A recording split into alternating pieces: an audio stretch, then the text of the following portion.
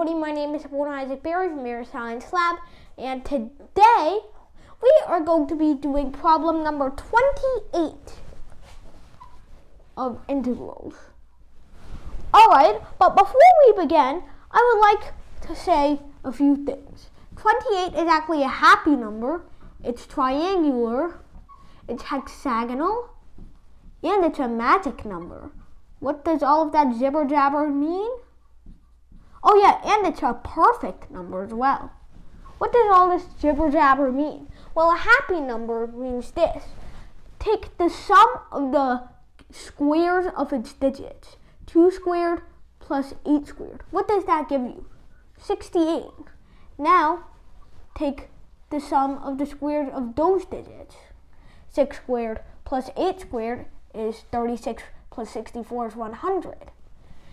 1 squared plus 0 squared plus 0 squared is simply 1. A happy number is a number such that if you add up the squares of the digits and then keep going, it will eventually reach 1. Something like 4 is not a happy number, by the way. So, triangular. What did that mean? Well, that means that if you add up the numbers 1, 2, 3, 4, 5, 6, and 7, you get 28. What does hexagonal number mean? Well, it means that if you basically take this small hexagon with 6 dots, then you expand on it, 1, 2, 3, and then you just expand the side lengths. Eventually, this dot sequence will reach 28 dots.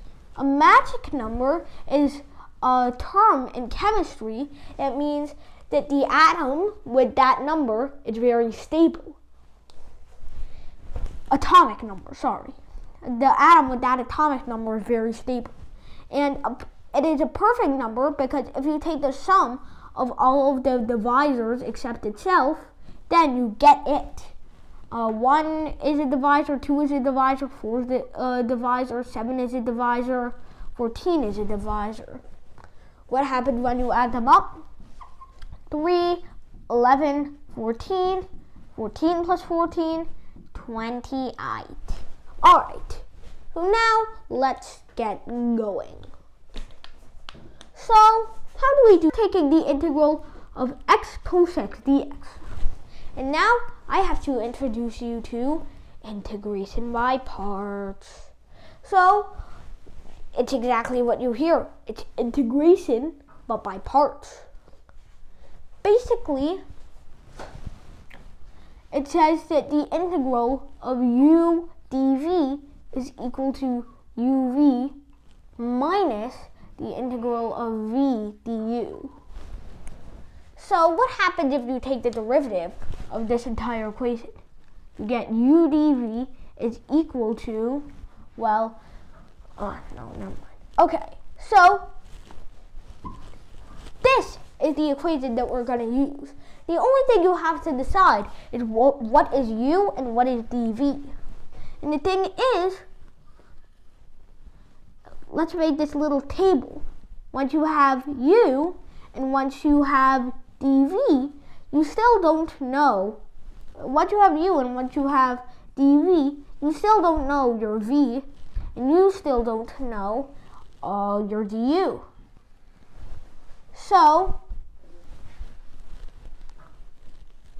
what we're going to do is we take our u, and this acronym, LIPET, usually helps with it. Whichever function comes first, and basically look at one of the two functions. Whichever type of function comes first up here will be u, and the other one will be dv. L stands for logarithmic. I stands for inverse trig. P stands for polynomial. E stands for exponential. And T stands for regular trig. Now, I would say that x is an exponential function.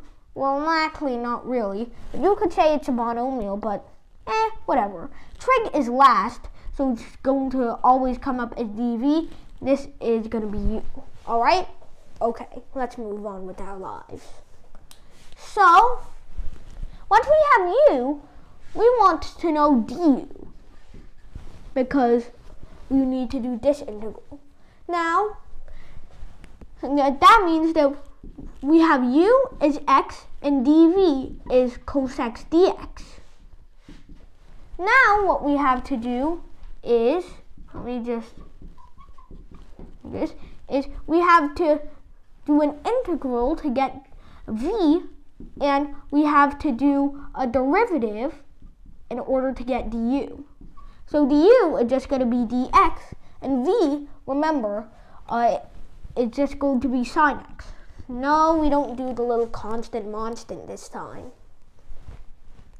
Okay, so now that means that the integral of x cos x dx is equal to uv, so u times v is x times sine x minus v du sine x dx.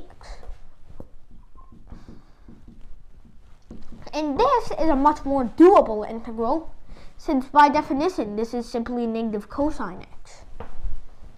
So that means that the integral of x cos x dx is equal to x sine x minus, minus cosine x, and then since there was some integration going on, just put a plus c.